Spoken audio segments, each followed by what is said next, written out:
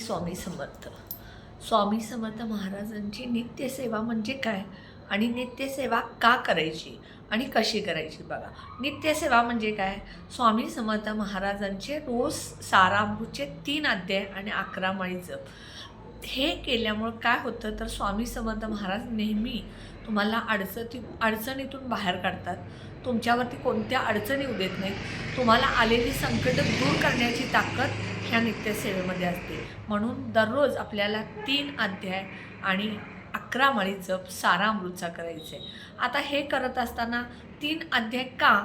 तर बघा, भूतकाळ, वर्तमान काळ आणि भविष्यकाळ ह्या 3साठी असतात. भूतकाळामध्ये आपण ज्या काही चुका केलेल्या आहेत त्या दूर होऊन तुमचं आयुष्य सुरळीत होण्यासाठी पहिला अध्याय. दुसरा अध्याय तुमचं जे वर्तमान काळ चालू काळ आहे तो सुखाचा जावा, सदैव तुमच्याबरोबर स्वामी राहावेत, रक्षण व्हावं यासाठी. आणि तिसरा म्हणजे भविष्यकाळ.